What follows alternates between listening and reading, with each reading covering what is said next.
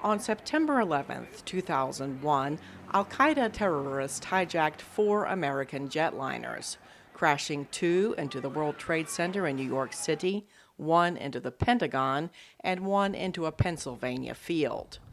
A total of 2,997 people were killed. Then U.S. President George W. Bush was quick to respond. I can hear you.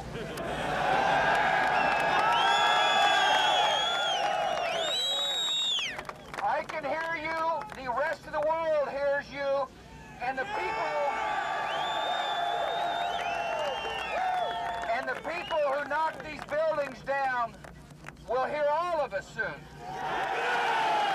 Bush ordered the bombing of al-Qaeda training facilities in Afghanistan, and a combination of U.S. air power and Afghan tribal alliances ousted the Taliban regime within weeks.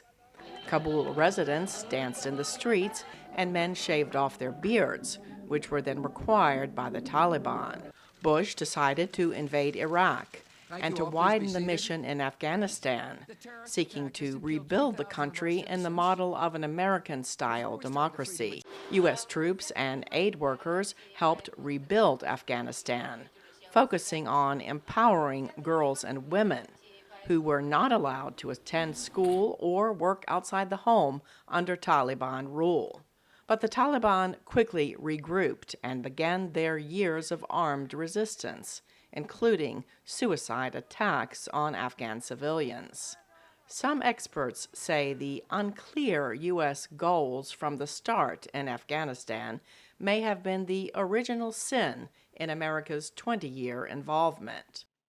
President Bush at the time felt compelled to leave Afghanistan better than he found it, and while he certainly wouldn't call it nation building, was willing to engage in some degree of that in order to try and, again, make Afghanistan a better place than it was before.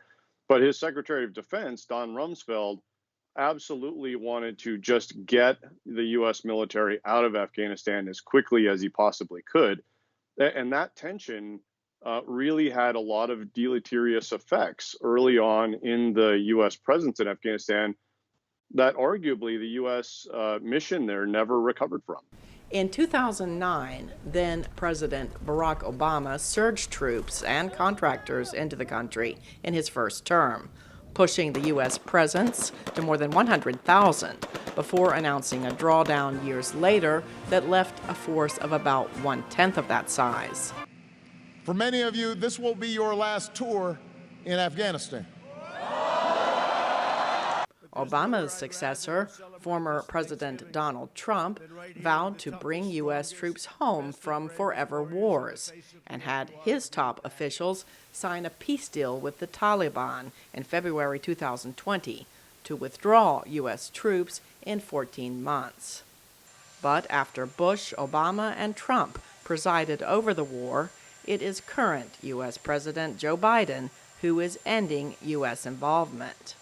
Defending the chaotic U.S. departure this week, Biden said the U.S. accomplished its goals in Afghanistan many years ago when it pushed the Taliban from power and killed al-Qaeda leader Osama bin Laden in Pakistan. Our mission in Afghanistan was never supposed to have been nation building. It was never supposed to be creating a unified, centralized democracy.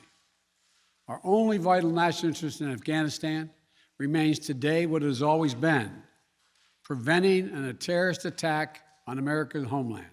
But for Afghans, both at home and abroad, emotions are raw after the rapid Taliban takeover of the country and amid images of Americans and other foreigners fleeing Kabul. Norak Nassimi is the founder of a charitable organization that helps Afghan refugees in London. You have to understand that building a nation, building a democracy is not a matter of time for 20 years. This is a long-term, a long-term solution, a long-term. There is a long-term commitment should be made by the U.S. and the international community. Afghanistan just have the opportunity of the NATO intervention in 2001. But 20 years is not enough to build a better future for the people. Professor Samar Ali tells VOA how Afghans view America over the long term depends on what happens next. I think that the past week and the past several days have been incredibly damaging.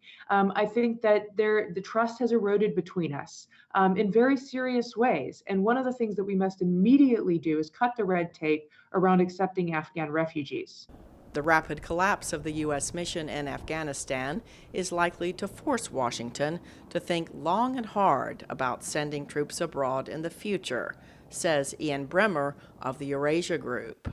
The legacy of the past 20 years will be a United States that is much, much, much more reluctant to engage in military-led nation-building exercises anywhere around the world. Other experts say they see a short-term blow to U.S. credibility after troops leave Afghanistan, but add it is too soon to know whether there will be lasting damage to critical U.S. alliances.